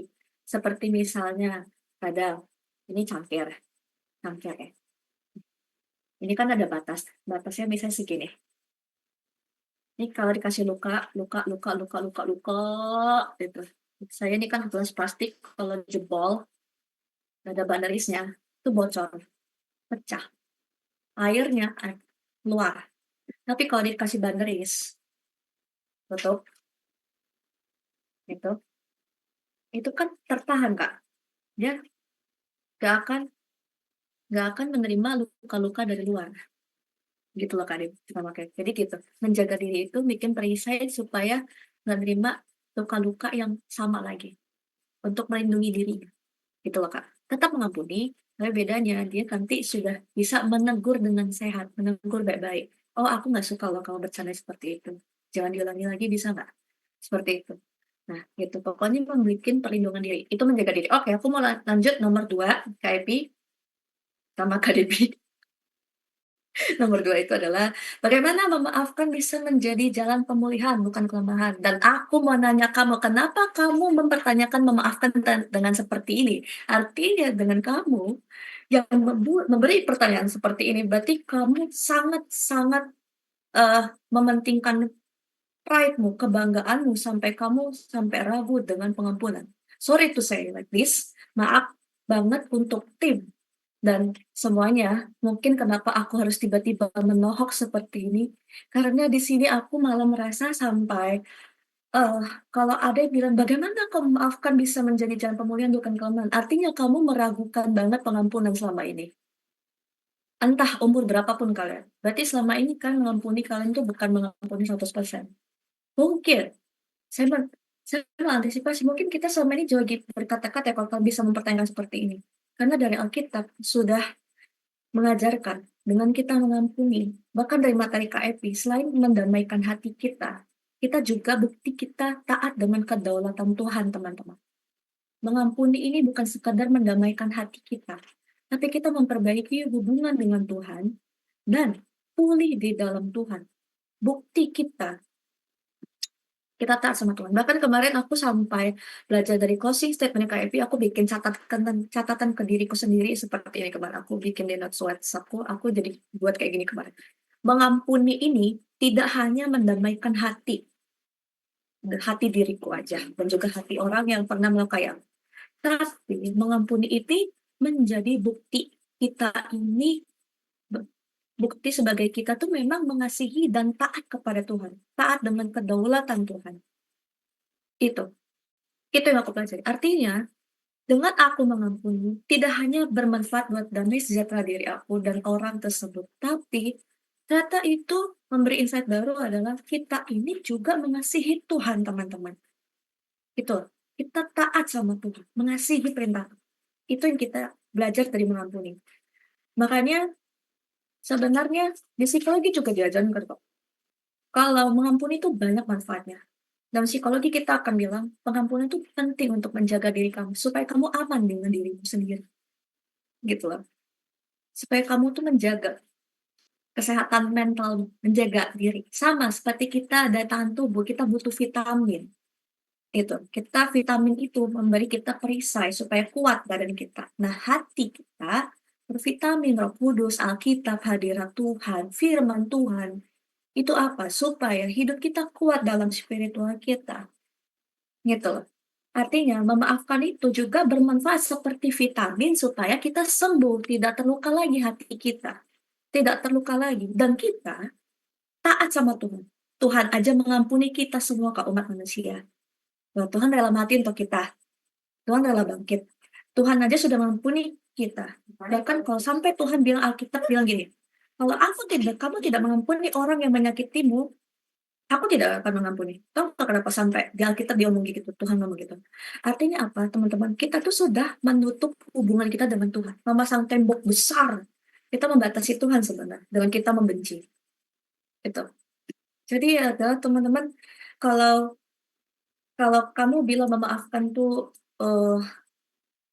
kok bisa menjadi jalan pemulihan, berarti aku minta maaf. Berarti apakah aku akan menanyakan tadi, kenapa kamu bisa buat pertanyaan seperti ini? Apakah kamu ragu sama pengampunan itu?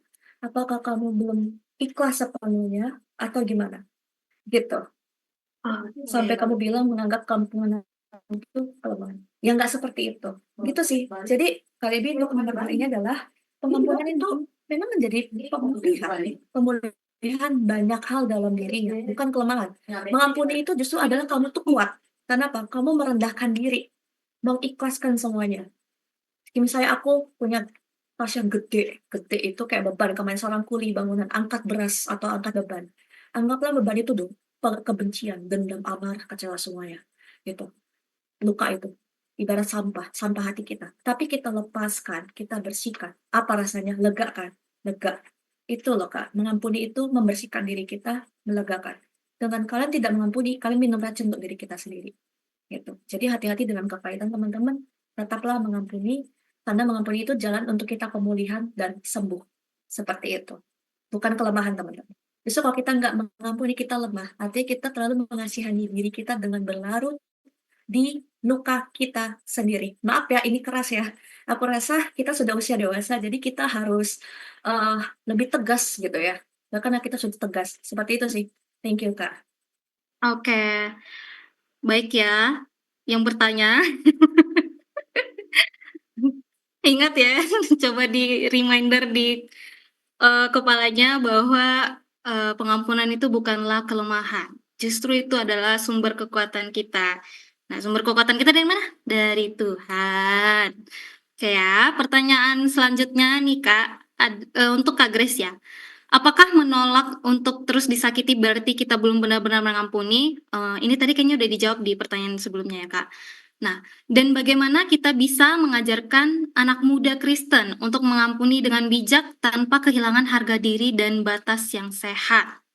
Nah, gimana nih Kak, tantangan di anak muda kita untuk mengajari mereka pengampunan yang bijak itu gimana? Mungkin generasi sekarang agak susah untuk melepaskan pengampunan, maybe menurut penerawangan dia, gimana Kak? Ya, oke. Nanti Kakak nge-freeze dikit, tapi aku udah paham. Ya yang pertama tadi udah kejawab, sekarang bagaimana anak muda itu diajarin ya, mengampuni bijak. Mengampuni itu mengampuni, oke? Mengampuninya itu tidak dibatasi. Aku akan tetap mengulang, dari tadi aku selalu bilang, mengampuninya itu bukan dibatasi, teman-teman. Mengampuni itu tetap dengan bijak. Kamu mengampuni itu sebenarnya sudah bijaksana, kamu memaafkan, seperti itu. Tapi aku bilang perlu kebijaksanaan itu dalam kamu membuat batasan, dalam menjaga harga diri yang sehat, oke? Nah, harga diri itu tergantung, Kak. Jadi semuanya harga diri itu tergantung. Ada yang harga diri untuk hal yang baik atau hal yang buruk. Tapi yang namanya ego, namanya aja ego. Ego itu lebih cenderung kepada self, diri kita. Diri kita. Jadi hati-hati, kadang ego itu ada yang mengandung hal-hal yang bersifat positif ataupun negatif. Entah itu baik ataupun jahat. Jadi buruk ya, oke.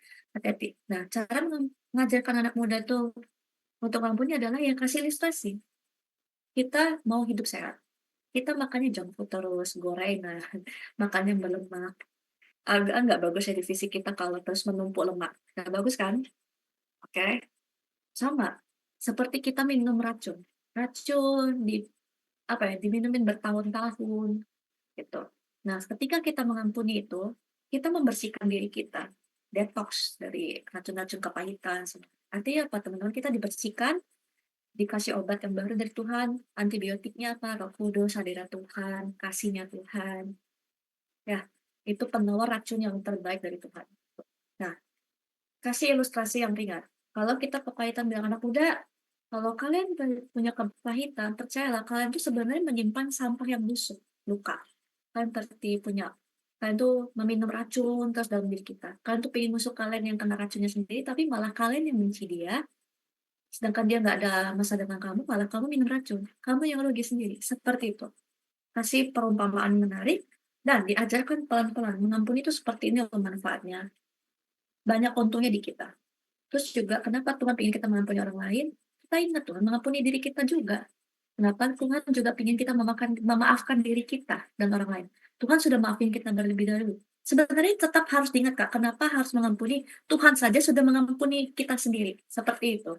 Lalu, gimana Kak supaya nggak kehilangan harga diri dan batas yang sehat? Harga diri ini subjektif ya. Tergantung. Kalau harga diri kamu rasa untuk kesombongan, kamu kayak membanggakan diri, aku rasa kamu jangan pakai ego. Mengampuni bukan pakai ego. Mengampuni itu bersifat kerendahan hati dan ketulusan hati.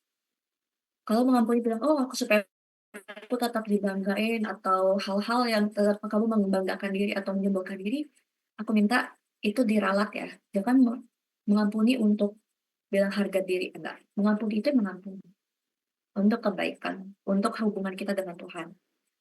Manfaatnya kita untuk Tuhan dan juga balik ke diri kita. Gitu. Dan batasan yang sehat adalah seperti misalnya, oke, untuk batasan sehat, ini misalnya kasus pacaran. Kalau di Alkitab kita nggak boleh hubungan tertentu sebelum menikah, jaga kekudusan, iya dong.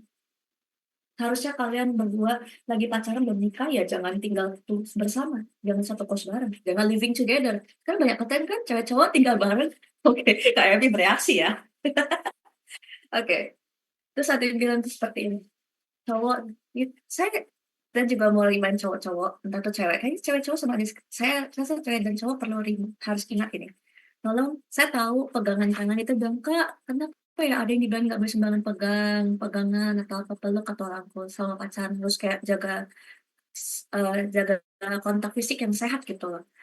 Ya, gini, pacaran tuh ibarat temperatur, kayak pelan-pelan, kayak slow-slow, lama-lama naik, hati-hati itu hawa nafsu. Kayak awalnya kalian betah pegang tangan, giliran tempat sepi, tergoda mungkin lebih dari tangan, entah megang bahu, pundak, tiba-tiba menjalar kemana-mana seluruh badan. Hati-hati kalau di seluruh badan apa kalian sudah melanggar batas kekudusan.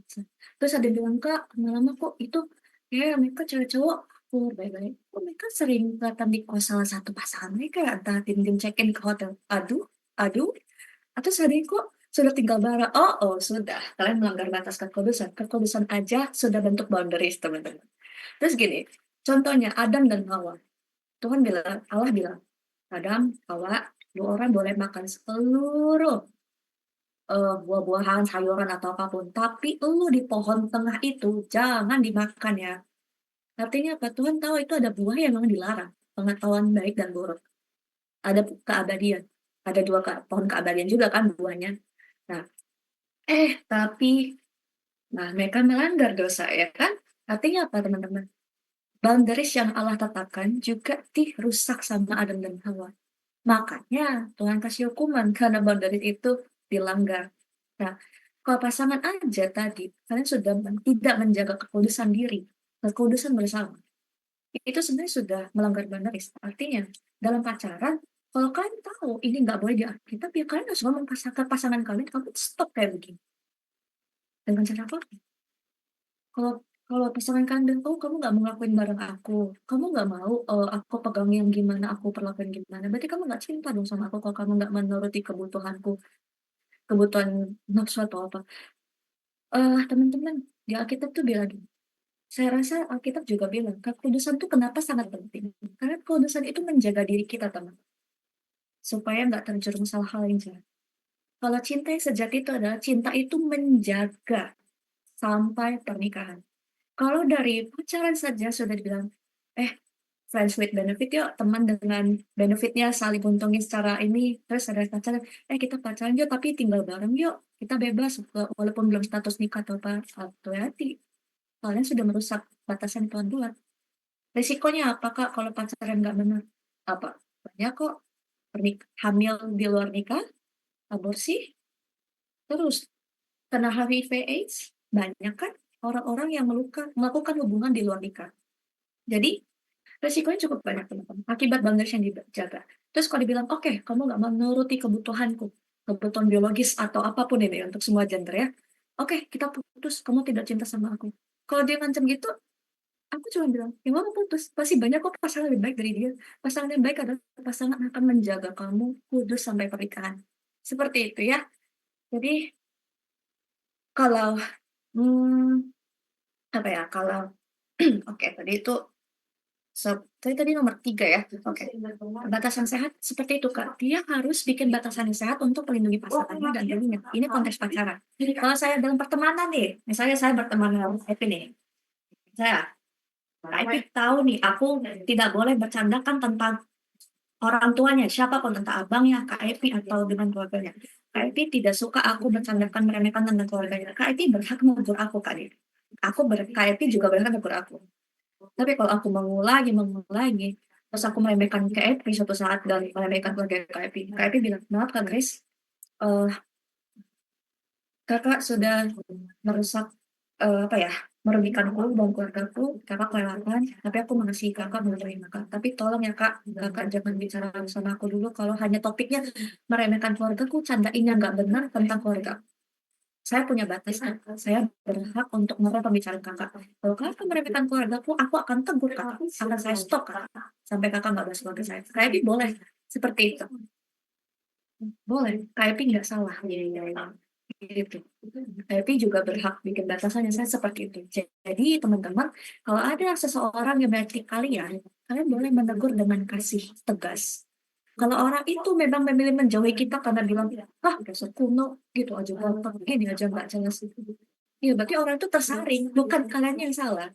Dengan batasan yang kalian buat itu, kalian sudah memfilter diri dari orang yang nggak sehat. Misalnya Kak Epi, misalnya aku marah sama Kak Epi, apa yang menjauhi Kak Epi? Padahal Kak Epi tetap menerima aku apa adanya.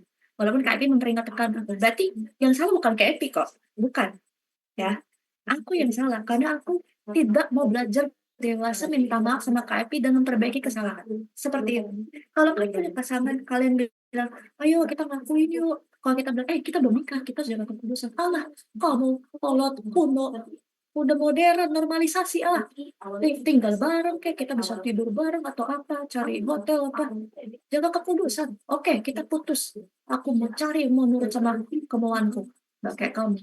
Kalau aku sih gini, ya udah, pokoknya putus masih gitu. Karena apa teman-teman? Pasangan tidak akan menjerumuskan kamu kok. Pasangan yang benar tidak akan merusak kamu, merusak fisik, mental, hatimu. Oke, saya tahu di sekarang banyak banget tren-tren yang diselingkuhin lah. Saya karena kan masuk ke jebak hubungan toksik. Tolong hati-hati ya, teman-teman. Seperti itu. Kenapa kita kadang masih bisa mudah kejebak hubungan toksik? Artinya apa? Ada hal dalam diri kita belum aman. Seperti itu. Oke, Kak Devi. Kayaknya kita harus lanjut pertanyaan terakhir. Nomor 4. Aku rasa ini agak puncak. Sebenarnya ini puncaknya banget, cuman aduh aku minta maaf banget ke tim Komsel karena waktunya sudah lewat dan mungkin bagi penanya untuk pertanyaan terakhir akan kita balas by chat saja ya, atau kalau butuh penjelasan lebih jelas lagi bisa ngehubungin Kak Sharon ataupun gembala-gembala yang akan nanti diumumkan di pengumuman ya nomor-nomornya. Oke.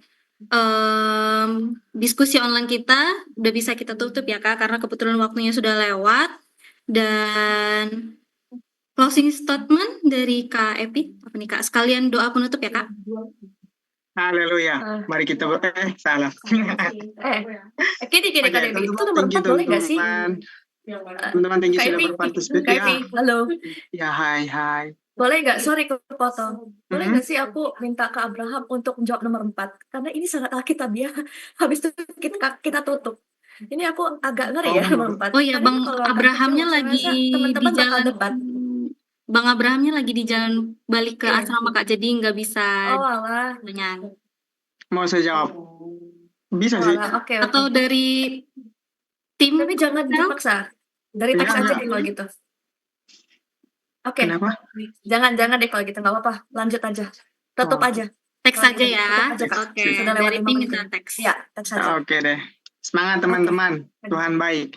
Oke teman-teman, jadi kesimpulan dari hari pertama, hari kedua, dan hari ketiga, memaafkan itu bukan berarti kita membenarkan kesalahan. Tapi itu bukti bahwa kita memiliki percaya kepada Tuhan yang adil dan penyembuh, bukan kepada luka dan dendam. Tuhan berkati. Oke, saya akan tutup dengan doa. Jelas kan? Atau kurang? Kalau kurang, oke lah. Pakai headset biar jelas. Boundariesnya Kak, batasannya. Tambahannya adalah batasan itu bentuk wujud perlindungan kita, bukan pengampunannya yang dibatasin ya teman-teman. Bikin perisai perlindungan, oke? God bless semua. Nanti aku sama Kak Epi diskusi, CS dikit lagi. Sip. Tuhan berkati Tuhan, mari kita menghadap Tuhan dalam doa. Kami bersyukur Tuhan oleh karena kebaikan-Mu. Tuhan sudah menuntun kami dari hari pertama, kedua, dan ketiga. Dan biarlah kami bukan hanya sekedar sebatas anak-anak pemuda remaja yang hanya ingin belajar mengetahui bagaimana sih sikap seorang pemuda remaja Kristen dalam menyikapi yang namanya pengampunan, tapi oleh tuntunan Roh Kudus kami boleh menghidupi dalam kehidupan setiap kami. Secara khusus Tuhan, saya berdoa bagi teman saya yang tadi sudah bertanya, yang memiliki luka antara hubungannya dengan ayah kandungnya. Tuhan, lebih percaya bahwa kami punya Tuhan yang hidup, yang akan memulihkan setiap luka batin yang dia alami dimanapun dia berada. Tuhan yang akan menjamah, menguatkan, dan membuka mata hatinya Tuhan, dan bahkan Tuhan memberikan dia kekuatan yang baru untuk bisa menerima dengan lapang dada akan ayahnya, dan sehingga dia pun bisa ada rekonsiliasi, pemulihan hubungan antara dia dengan ayahnya dalam nama Yesus. Terima kasih Tuhan, semuanya terjadi hanya di dalam nama-Mu. Kami berdoa dan bersyukur bila Tuhan yang terus mengurapi setiap kami. Haleluya. Amin.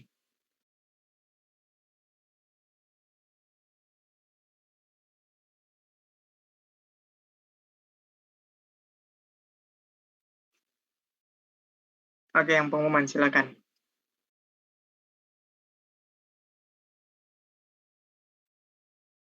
Pada panitia boleh teman-teman. Ini kayaknya masih di pin nih. Saya, Kak Grace, Kak Debbie. Ya, suaraku kedengaran nggak ya? Sorry, aku harus sambil jalan karena udah tutup kafenya. Kedengeran, kedengeran. Aman, Oke. aman. Ya, kita mendengarkan pengumuman, boleh di next. Makasih buat Kak Epi, Kak Grace, dan Kak Debbie untuk hari ini pelayanannya. Teman-teman, kita boleh sama-sama mengucapkan makasih. Kita on mic dulu. Yuk, kita on mic teman-teman. Kita terima kasih buat ketiga juru bicara dan moderator kita malam hari ini. 2, 3, ya. Thank you, Kak Epi, Kak Grace, Kak Terima kasih Kak Epi, Kak Grace, dan Kak Pelayan Dewi. sama. Tuhan memberkati ya. Yang Yang diberkati, boleh kasih reaction teman-teman? Oke. Cuma 3 orang, 2 orang, 4 orang. Oke, 5 orang. Ya, semua diberkati ya. Ya, kita next. Ya, welcome teman-teman yang baru pertama join malam hari ini. Ada kira-kira yang baru pertama kali join? Kak Beatrix kali ya? Kak Beatrix, apakah baru pertama Kak? Kayaknya iya ya. Halo Kak Beatrix, shalom. Shalom Kak. Ya, udah pernah join sebelumnya Kak? Belum Kak, aku baru pertama kali. Oke, boleh perkenalan dulu Kak Beatrix? Boleh, perkenalkan nama saya Beatrix Kak, dari tempat tinggalnya di daerah Cilengsi. Oh, Cilengsi. Oke, sekarang kegiatannya apa Kak? Kerja, kuliah? Kuliah Kak. Oh, di Jakarta? Di Universitas Terbuka. Oh, oke. Sama datang, sama bergabung Kak Beatrix. Teman-teman semua, yuk kita on mic dan kita ucapkan welcome Kak Beatrix. 1, 2, 3, ya. Welcome Kak Beatrix. Welcome ya Kak Beatrix. Iya, makasih Kak.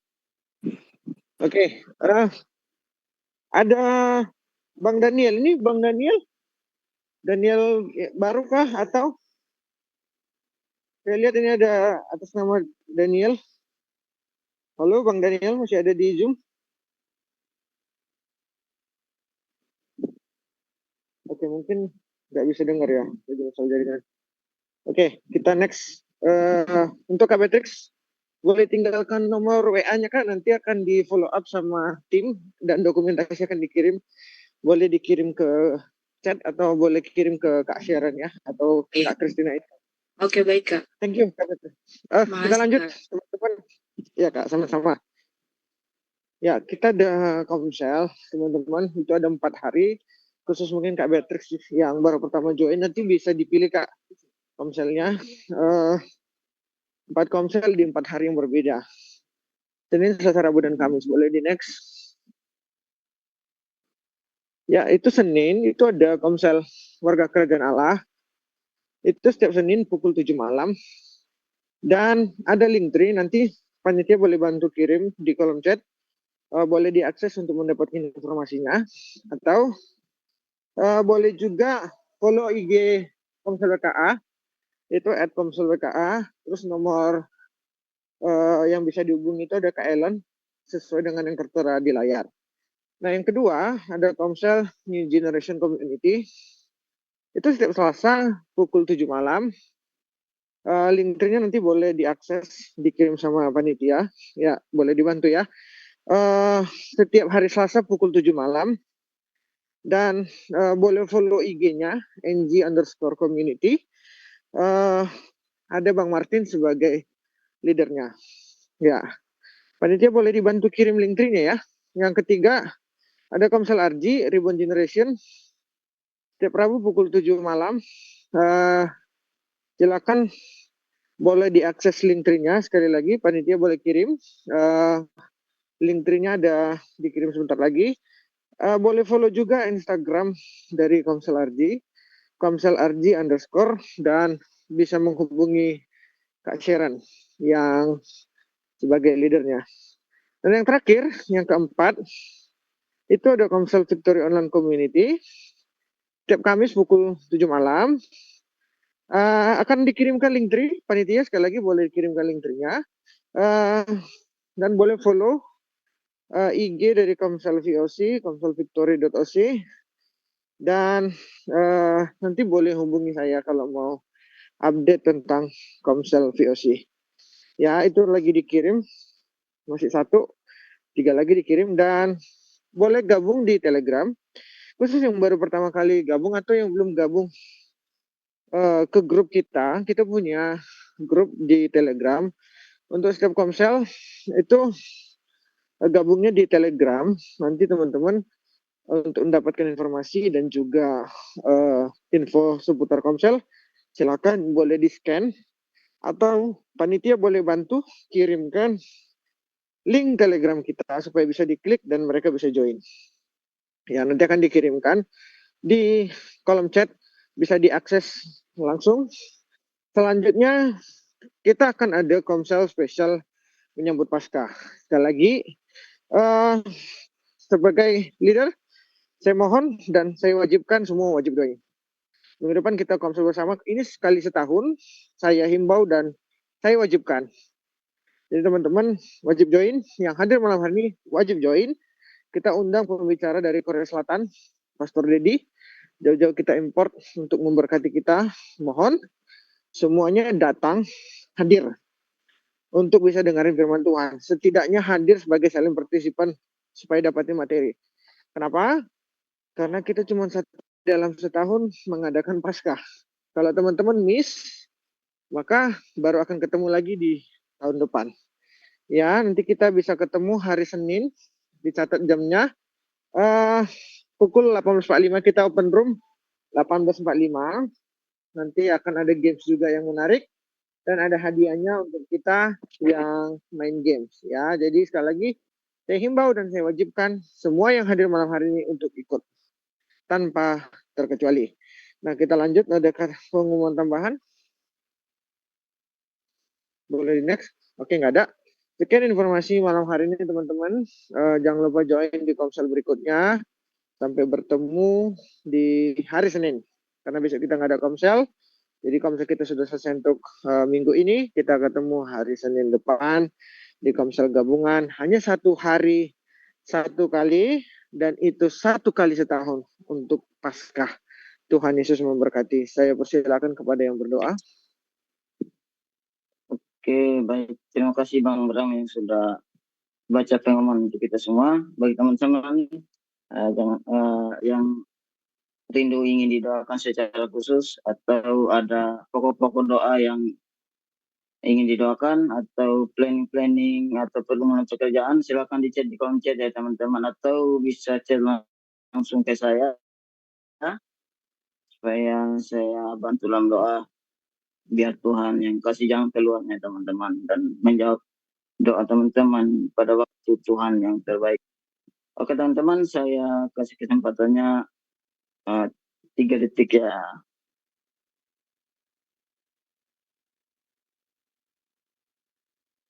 Oke, baik teman-teman, saya izinkan untuk berdoa ya teman-teman.